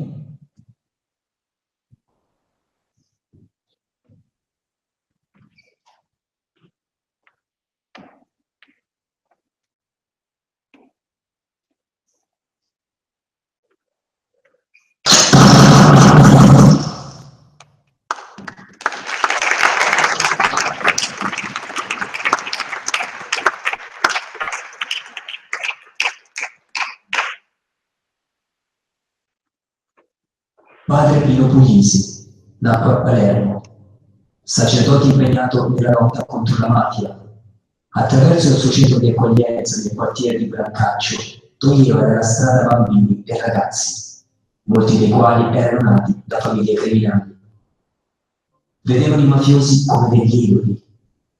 Attraverso attività culturali, Puglisi insegnò loro che si può ottenere rispetto dagli altri, semplicemente affermando le proprie idee e i propri valori. La sera del 15 settembre 1993, gli uomini armati gli spararono alla nuca. In quel preciso momento Don Pino regalò loro un sorriso. Le sue ultime parole furono: "Me l'aspettavo". Egli fece pentire due killer, tra cui il capomafia Gaspare Spaduzza, ed entrambi divennero collaboratori della giustizia. Oggi si sospetta che probabilmente Cosa Nostra usò l'omicidio di Don Pino per avvisare la Chiesa Cattolica di mantenere i patti che da sempre ebbe con la mafia.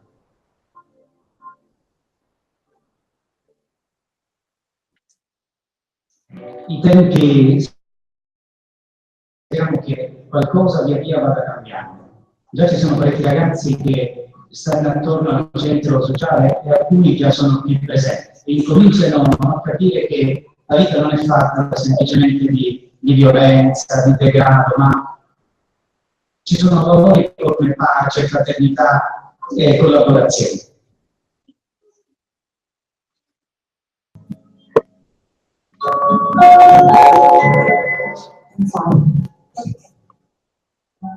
Perché persone bianche? Perché persone patiscono? Perché povertà, prostitute, protettori, pregiudizi, pregiudicati, parole pesanti, paura? Perché?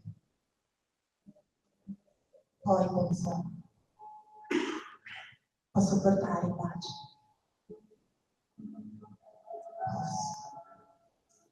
Prete, Padre Dio, Pulisi prete, prete per passione, prete per predestinazione.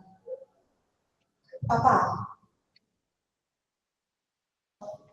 per vicini, per poter partire. Padre Pino Pulisi parlava pareggio. Padre Pino Pulisi parlava moderato, parlava pesato. Per persone povere parlava moderato, parlava pacifico, parlava fraterno. Per poteri parlava papà, parole profonde, piccanti, penetrare. Perché? Perché potevano ragionare. Poi penso, posso portare più pace, posso proteggere più persone,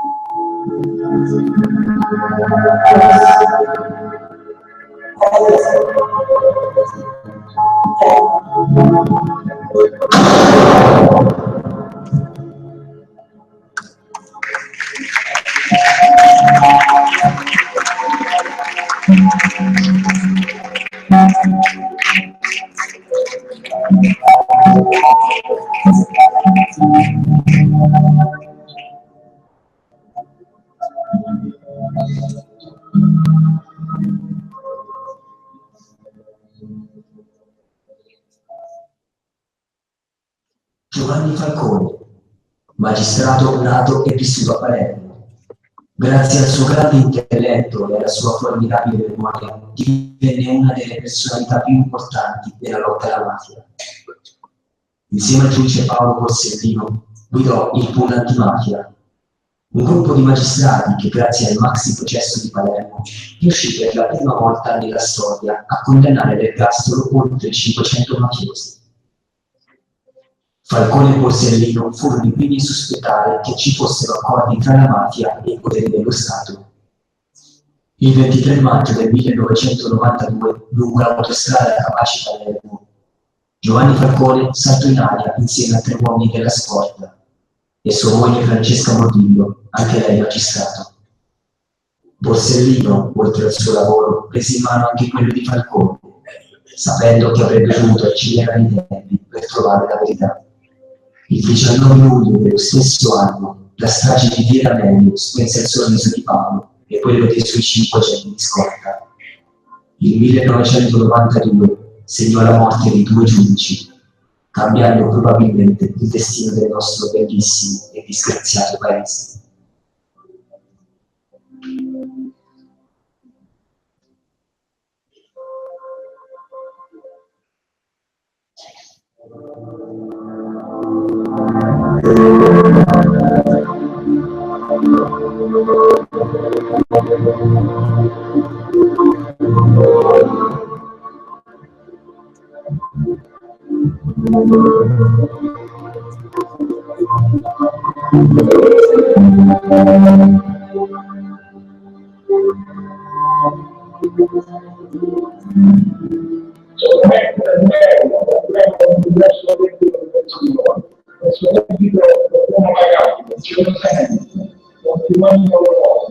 Ci chiudendo di prendere il sistema mafioso anche i benefici che possiamo dare, anche gli aiuti, le raccomandazioni, i costi reali, facendo il nostro dovere, la lotta alla mafia, il primo problema che risolvere la nostra terra bellissima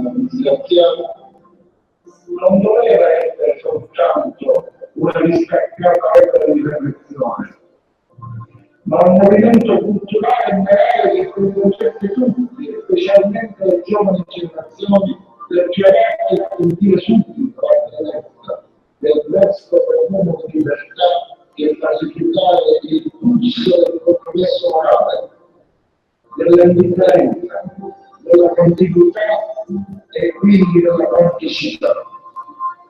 Ricordo la felicità di Falcone, quando in un breve periodo di entusiasmo egli disse: la gente fa il tifo per noi, e con ciò non intendeva riferirsi soltanto al concerto che alla generale della popolazione legava la loro risorsa. Significava qualcosa di più. Significava soprattutto che il nostro lavoro stava anche smuovendo le coscienze.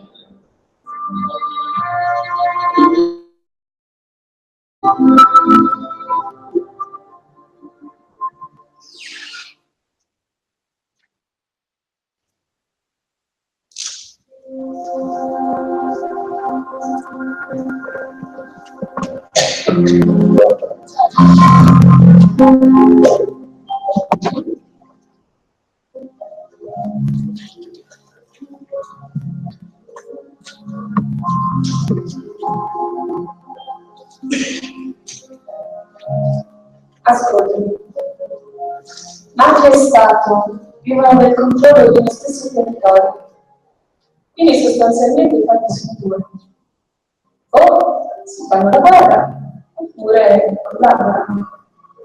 È vero. Infatti, il dialogo è stato fatto. Come i suoi altri passi, dimostra chiaramente che Cosa Nostra non è una città, piuttosto un'organizzazione parallela. Hai ragione, ma io credo che se le nuove generazioni, se i giovani gli avessero il consenso, allora anche la grande e impotente macchina spagnerebbe. Sì, ed è per questo che la mafia non è affatto invincibile. È un fatto umano, e come tutti i fatti umani ha un inizio e avrà anche una fine. Sì. Sai, non è importante dove si nasce. L'importante è se si portano avanti gli stessi ideali, gli stessi valori, se si credono nelle stesse cose. Per questo gli uomini passano, ma le idee restano le loro tradizioni morali, e sono queste che continueranno a camminare sulle gambe di altri uomini. Sai, è normale aver paura mentre si sta portando avanti una battaglia, ma questa deve essere sempre accompagnata dal coraggio, perché sennò ci blocca e ci impedisce di andare avanti. È vero. L'importante non è stabilire se uno ha paura o meno, è cercare di convivere con la paura, senza farsi condizionare dalla stessa, altrimenti non è più coraggio, ma incoscienza. Giovanni, chi ha paura non muore non vince più, ma chi è coraggioso e non ha paura muore per la sola.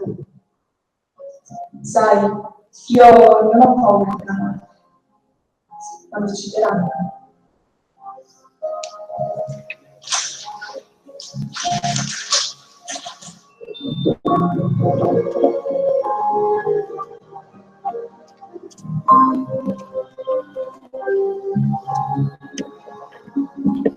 E non so che vedete di mafia, no, la mafia non si vede.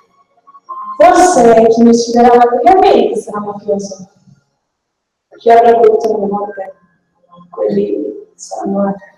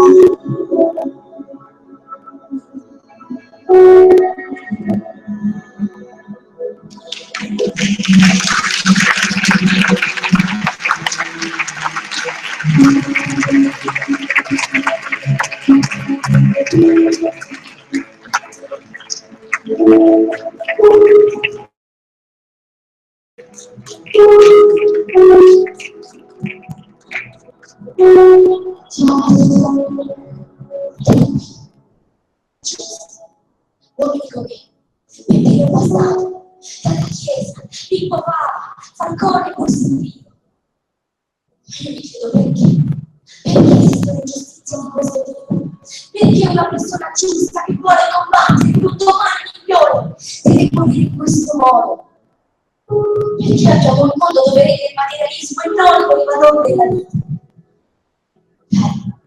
Questi uomini volevano insegnarci questi valori, volevano farci capire qual è il vero senso della vita, si sono battuti per il nostro futuro, ma gli uomini giusti, egoisti, ipocriti, spietati, hanno di nuovo ucciso questi nostri esempi, riducendoli in mille pezzi.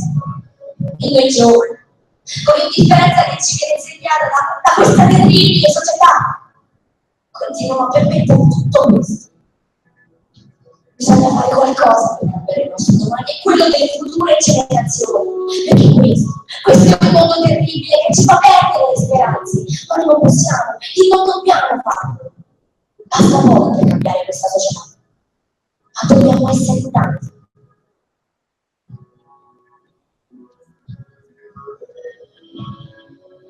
Aspettate, però non è così. Loro non sono morti, perché le loro idee camminano ancora sulle nostre gambe.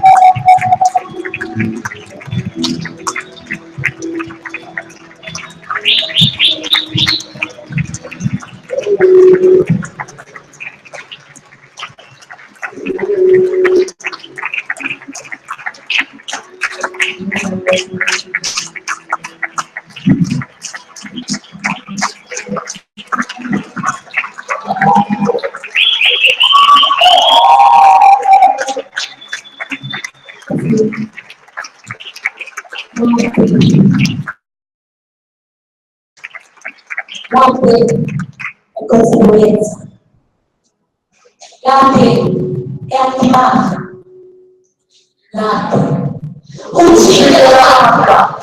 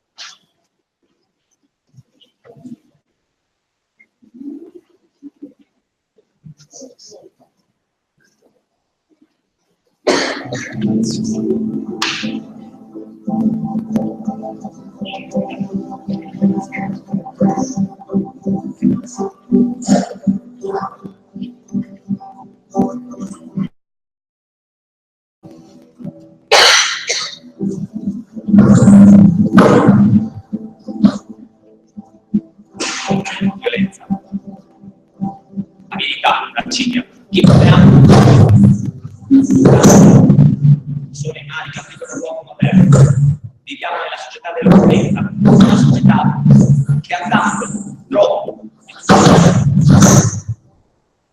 ma questo cos'è? Se non un asso materiale che basta così all'applicazione di rischiamo di avere le marche di differenza della superficialità. Siamo tutti schiavi dello shopping. Amiamo vedere le borse piene di soldi che ci amano via la foglia. Amiamo riempirci la vita di oggetti materiali per tornare il modo che ci attanaglia per sedare la volta del nostro animo e della nostra coscienza, e chi ci crede chiedono a gran voce un po' di umanità, ci chiedono di non gettare al vento le conquiste dei nostri antenati, le lotte di tutta la storia. Ci urlano che questo è il momento, che tante persone prima di noi avevano sognato e noi lo stiamo sprecando. La nostra vita ormai è troppo piena di inutili oggetti, è troppo piena di inutili maneggiamenti, è completamente satura. Non c'è più spazio per i valori, per tirare nel seguire, non c'è più spazio per un po' di umanità. L'indifferenza è pericolosa, perché ha un potere distruttivo, ma noi possiamo scegliere di interessarci dei mali che affliggono la nostra terra e così facendo combatterli una volta per tutti.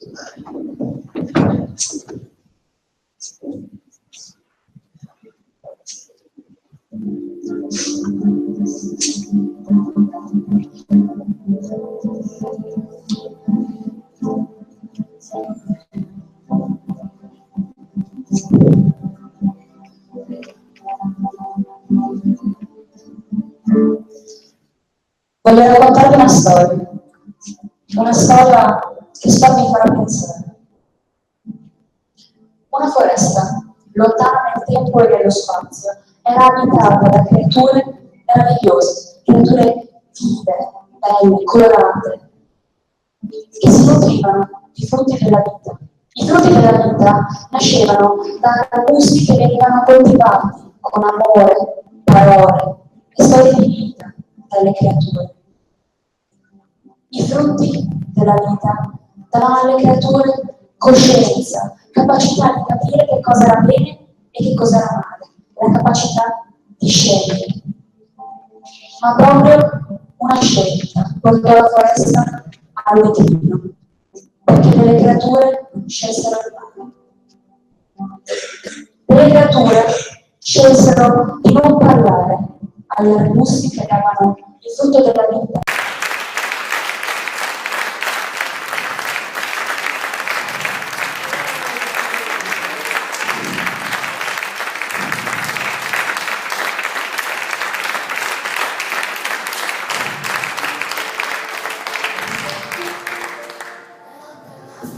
Deve essere anzitutto movimento culturale che abitui tutti al fresco profumo della libertà e si opponga al puzzo del compromesso morale, dell'indifferenza, della contiguità, quindi della complicità.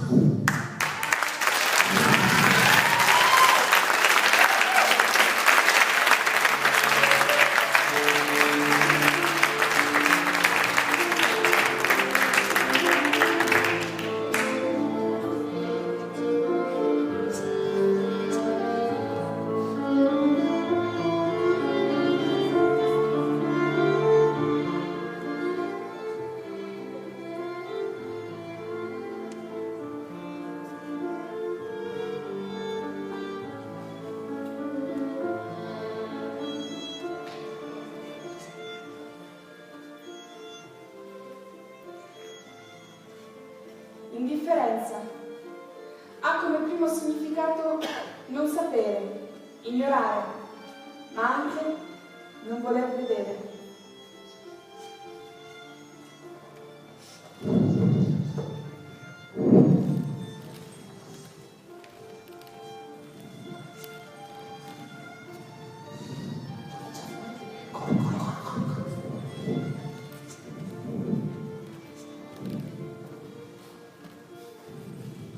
Dire son cieco, coprendosi gli occhi, dire non so all'imperfezione che tocchi.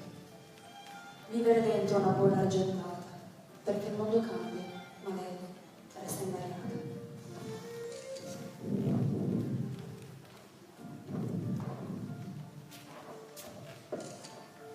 D'altronde fa comodo astrarsi dal mondo, fare finta che tutto quello che ci accade intorno sia solo illusione e che la realtà sia solo una piccola parte della nostra mente. In fondo, con tutti i problemi del mondo moderno, a volte sembra che saltarli a piedi pari sembra l'unica soluzione per poter andare avanti. Indifferenza indica una mancanza di volontà, la volontà di combattere ogni tipo di ingiustizia, la volontà di dire la propria anche quando la massa è contraria, la volontà di difendere quei valori per cui molti hanno lottato. È un posto pericoloso il mondo, non tanto perché c'è chi fa il male qui attorno, ma perché c'è chi lo guarda e non dice una parola, e se una persona soffre, la lascia da sola. D'altronde, tra noi comuni mortali, chi di noi, tutti, almeno una volta ha alzato la mano cercando di prendere la parola, per poi riabbassarla subito, pensando che forse non sarebbe stato importante, oppure che l'avrebbe fatto qualcun altro. Indifferenza. Eppure oggi abbiamo la democrazia e non molti possono dire di averla o di averla avuta in tutto l'arco della storia. Oggi possiamo parlare, possiamo guardare senza dover temere alcun tipo di repressione.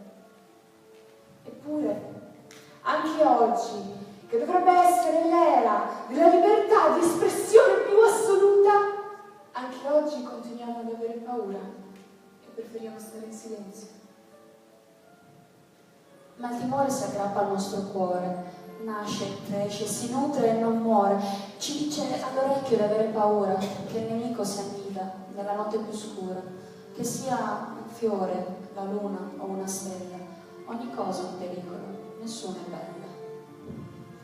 In fondo lo sappiamo, la paura è un ottimo modo per annichilire le masse. D'altronde, l'indifferenza è utile e comoda al sistema. E allora parlavamo di democrazia, no? Ci è concessa questa splendida opportunità.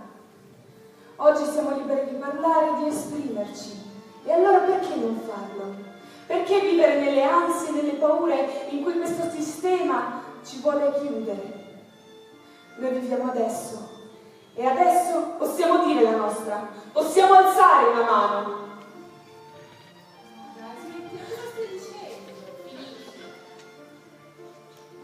Ormai la gente è paraocchi, non c'è indignazione per gli argomenti che tocchi. Che ore sono? Sono le 7:11. In questo momento una bomba è esplosa, la sua cenere nel vento. In questi istanti in cui alziamo la voce, qualcuno sta morendo per qualcosa di atroce. Tu!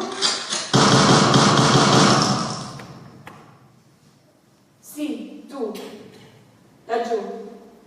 Lo sai che qualcuno della tua stessa età in questo momento sta morendo sotto le microonde delle bombe? E voi tutti qui dentro, lo sapete che mentre noi siamo qui a chiederci se sia opportuno dire la propria, se sia giusto alzare la mano, la gente muore di fame, muore per stenti, muore per ogni violenza che può essere imposta a un corpo e a uno spirito. E voi mi chiederete, ma io che ci posso fare?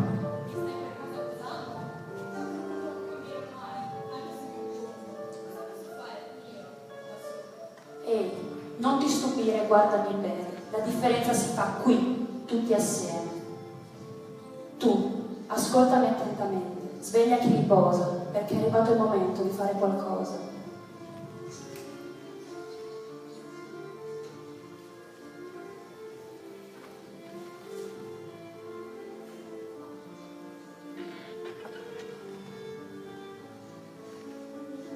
Se non combatteremo contro le troppe ingiustizie che ogni giorno ci passano davanti agli occhi, dobbiamo essere coscienti che diventeremo automaticamente complici, perché il silenzio è tacito accordo.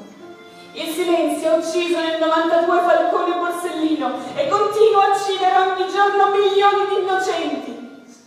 Muoiono senza lacrime, nel silenzio di un mondo che è muto anche davanti alle grida di dolore. Ma a noi oggi è stata offerta la possibilità. La stagione perfetta, la possibilità di ribellarci, di non essere indifferenti e di alzare la nostra voce, anche se questa è scomoda. Alziamo una falange, un dito, una mano, perché le ingiustizie non vivono lontano. Sono per strada, nei parchi, tra la gente. Sentiamoci stufi di guardare e far niente. Siamo l'ultima possibilità che ha questo mondo. Dobbiamo renderci conto di quanto potremmo fare insieme e quanta responsabilità c'è nell'alzare una mano.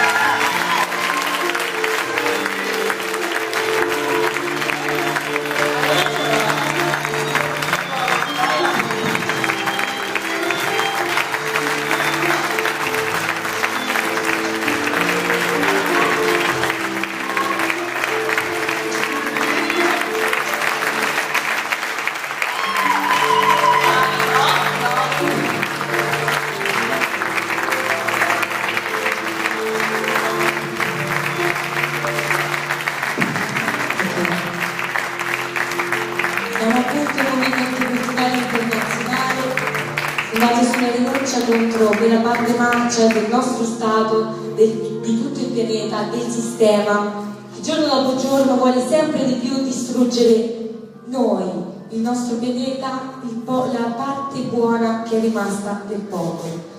Vi ringraziamo di cuore a tutti, potete seguirci sulla nostra pagina Facebook, Instagram, canale YouTube o sulla nostra mail info.warvoice2013@gmail.com.